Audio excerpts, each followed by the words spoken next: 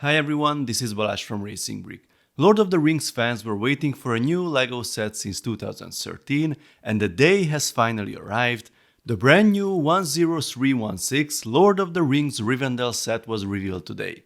This is by far the biggest and most expensive Lord of the Rings LEGO set ever, with not less than 15 minifigures included.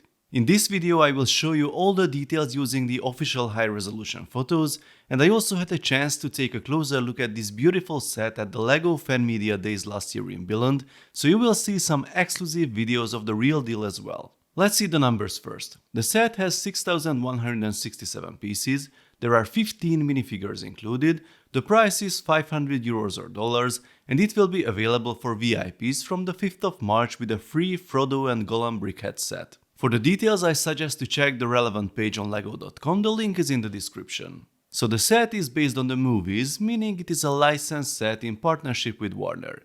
You can see the massive layout on the front of the box with the usual black background, and there's the new Icons logo in the bottom left corner.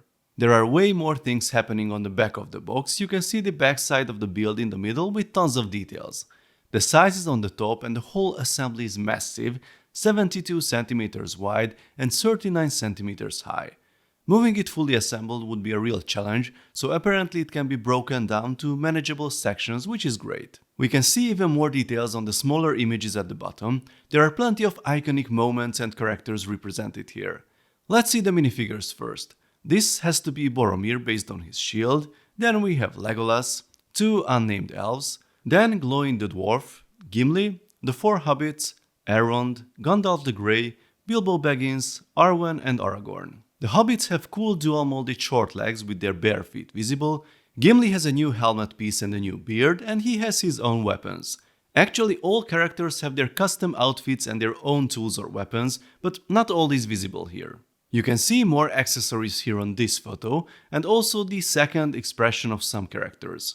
The elvish minifigs all have dual molded hair pieces with their ears sticking out. But wait, officially there are 15 minifigs listed, but there are actually 6 more, the statues. It's not visible on the official photos, but the designer told us that even the statues have dual faces as well, so you can change their expressions as you wish. Another very cool feature related to the minifigures, as you see there are chairs for the council, and characters like Elrond couldn't sit there due to the part used instead of his legs. Well, the designers solved the problem by adding another customized slope piece to represent his clothes while he is sitting, a very nice attention to detail. Now let's take a look at the sections of the build. The main building has Frodo's bedroom. Here you can also see Bilbo's book that he's writing.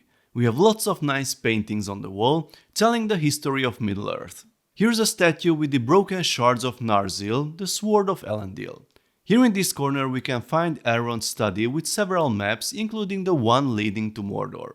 In front of the building you can see the council ring with several chairs. These are made by food elements, by the way. There are nougat, popsicle and hot dog pieces, very cool. You can see a new fern piece being used a lot around the chairs, giving us new ways to add plantation.